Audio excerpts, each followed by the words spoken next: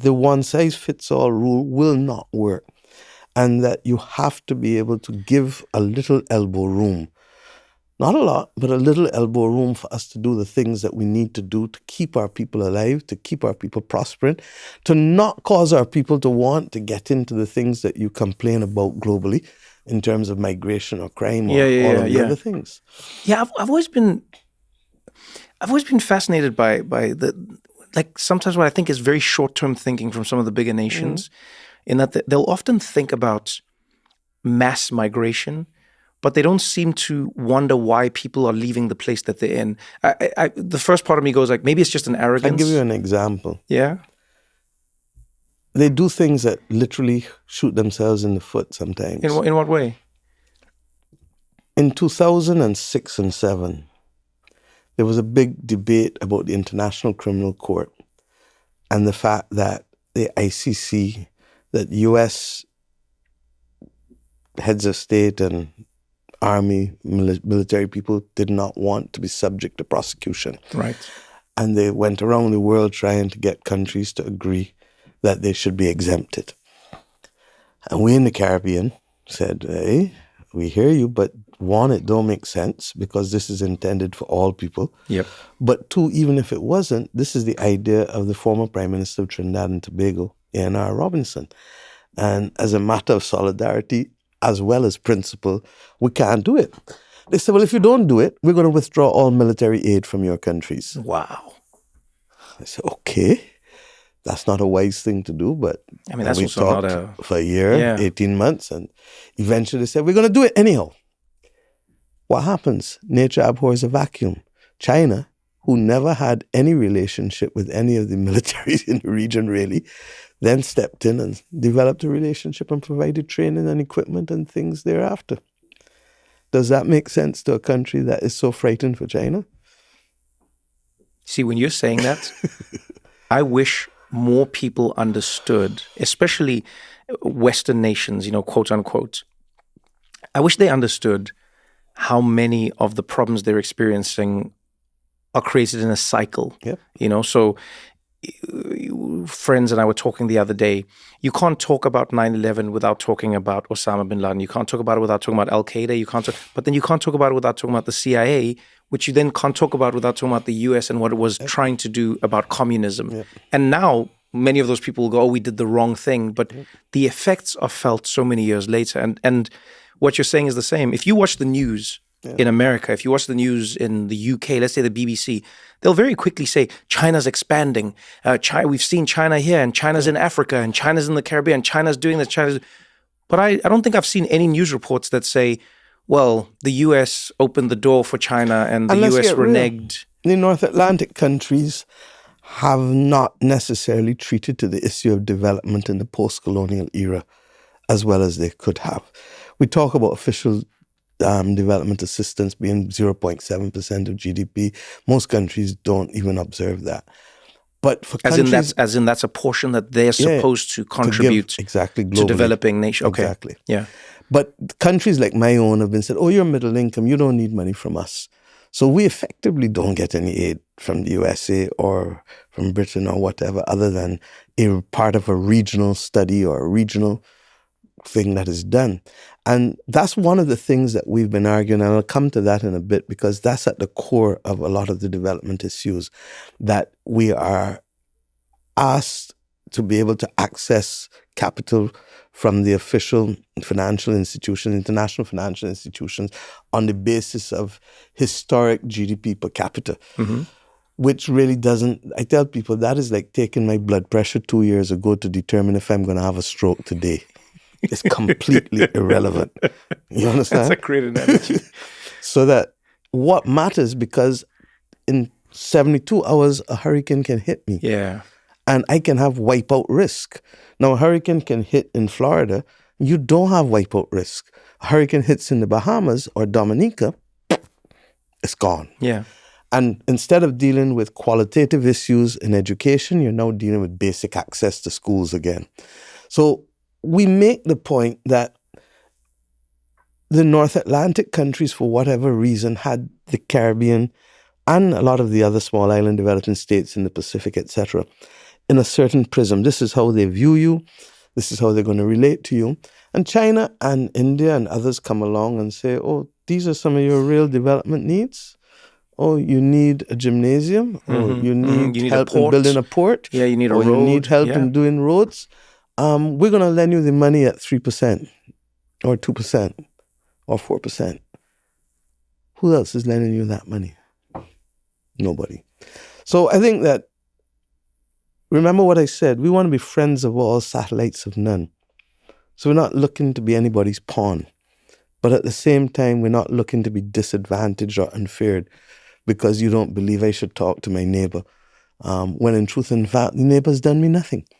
And then secondly, when I look at your circumstances, you have greater exposure with your treasuries to them than I have. The Chinese hold 4% of my debt. It can't do me. It can do me less than a hurricane can do me. There are others who hold a far greater percentage of my debt, and the Chinese hold far greater percentages of debt in the developed world, Right. in the G7 countries. It almost feels like a contradiction then in some ways. It's almost like some of the larger countries are basically restricting smaller countries from engaging in the best way, or even in an autonomous way, in the way that they feel is best for But them. you see, you get it. So why do you get it? Because you've been exposed now to the facts. Tell me where in large developed countries are you exposing your population to the facts? Or is it purely an opiate diet that you give them with respect to entertainment and dulling down the senses and no real discussion? You look at the news at night and it's the same 5 stories being done on every channel when you look at this country or Britain or wherever.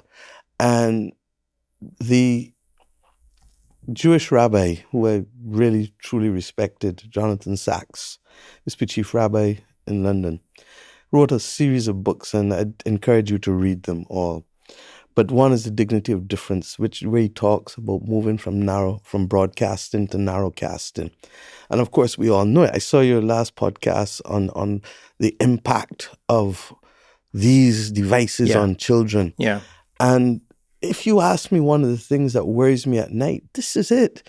And I think left up to me, how can we came back into office to find that everybody had these things in schools? But we need to have a national and an international conversation as to how do we balance people's access to a world that is not there, that is in the hands of a child whose brain and whose Isn't even fully maturity is developed. not yet fully developed. Yeah. You're going to tell them they can't smoke. Remember, we were children, you were told you can't drink coffee when you're young. It's not good for young children. But yet you give them this most powerful weapon. Yeah, it shapes them, it molds them, it influences them, yeah. And at the same time, I've been arguing that you need to expose our kids to risk, because what do children want to play adults? They start at young and they can get away with it because they go and take their mother's makeup and their mother's shoes and whatever, and they're playing house. By the time they become teenagers, it gets a little more dangerous. They want to smoke, they want to ride a bike, they want to have sex, they want to do other things. You know, and I'm saying to them, we teach children how to cross the road as little kids, safely. How do we prepare them to manage other risks as they get older? And therefore, the educational transformation that we need is not to give people knowledge, because facts, for the most part, although you have to be discerning, are found there in technology. What we need are the values and attitudes, the skills, the commitment to excellence in whatever you do, and empathy. Because you have to care about people. If not, you're going to be in trouble. And you have to do the best that you can do in everything that you do, however little, however small, however large. And you have to show them how they develop and mature, which is what we don't talk enough about, the social and emotional learning targets. What do you expect a child to say or do at 7, at 10, at 12, at 14, at 16? When the hormones start to get in the way, how do you deal with that? Recognizing that relationships with parents are not always the easiest during that period of time. So how do you create a pressure cooker type thing where the steam can be taken off and the child just doesn't explode into some kind of, awful situation? So these are the things that matter. So I'm seeing more and more a world that is not allowing us to have the conversation sufficiently. that we need to have. And regrettably, it means that at the level of international policy, where we were talking about an international diplomacy and power relationships, that some of the things that ought to make common sense are ignored. And then we only get to it when it becomes a crisis. So there's so many things that we can do better. And let's take climate. Okay, they say that there's no climate crisis. Mm-hmm. The reality is that whether we say it or not, the temperatures and the climate is not changing. There's a clear difference of opinion between those now who say there's no crisis and those who are frightened as hell that this is the greatest existential crisis that the planet will face. Yeah.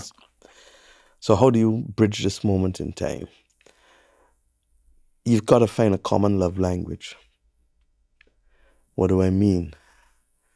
Methane is 80 times more dangerous than carbon. We talk about carbon all the time.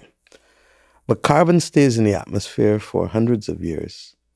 Methane stays in the atmosphere for 12 to 15 years. But it's 80 times more dangerous. Methane is generated from gas leaks, and the flaring of gas is generated from how we raise our livestock and farm rice. It's generated from landfills. If we were simply to fix the pipes that are leaking and stop flaring the gas, because when you flare gas, you can't make money from it. If you were to capture the gas and if you were to fix the leaks, what would happen to the oil and gas companies? They make more money. That's their love language. What would happen to the planet? It would stop the destruction of it. That's our love language. And the scientists actually tell me that if we get this right in the next 15 years, we can actually reverse the temperature by 0.5 degree. So what does that also do for the oil and gas companies? Oil and gas companies are not the villains. The emissions are. So if they can invest at scale for decarbonizing technology, then they can continue to have a longer route to run. And the controlling of the methane gives them the time to do the research. To get to the and decarbonization. To do what President Trump did with the COVID vaccines. Remember the Operation Warp Speed? Yeah, we've talked about that. You need Operation Warp Speed for methane. And that's what, I'd love to tell President Trump that. Because he gets what he wants and the world gets what it needs. How is this you're saying this to me now. I've said it a few times publicly because I think the world needs... It's logical. It's what you're saying to me doesn't... I'm trying to think of it in my head and I'm going, I don't understand why this... It's common sense. So what's falling where? Is it companies that are trying to cut costs? I've been talking to President Macron. I've been talking to a number of other leaders and I'm saying, look, we need to have a face-to-face meeting with the oil and gas CEOs because I actually believe that there is a win-win for us all. They have, remember Sting's song, I hope the Russians love their children too? Yeah. I believe that the oil and gas companies love their grandchildren. And unless they have a plan to live on Mars that they haven't shared with us yet, they got to get this act right on Earth. I feel that if we can reach a legal agreement, just as we did with the Montreal protocols to cover I think it's called HFCs, I keep fixing it up in my head, but the air conditioners and everything. Oh, yeah. With the HVACs, ozone. yes, yeah. Right. And we've been successful in doing that. If we took the same approach to methane and had a global methane agreement, now the Europeans might get a little antsy on the livestock farming, but there are ways to deal with that as well. That will not stop the farmers from making money. The farmers in Asia who do the rice, they may also get a little nervous, but I know that President Banga at the World Bank has already been working on how we can do things in terms of changing how we farm there. This thing is so simple, Trevor. Yeah, but it boggles the mind. We seem to. It is simple, but it's complex because you can't get people to change. Yeah, but we come up with these solutions, or rather we find solutions when it's war. I've never seen a single war, and I've never watched a documentary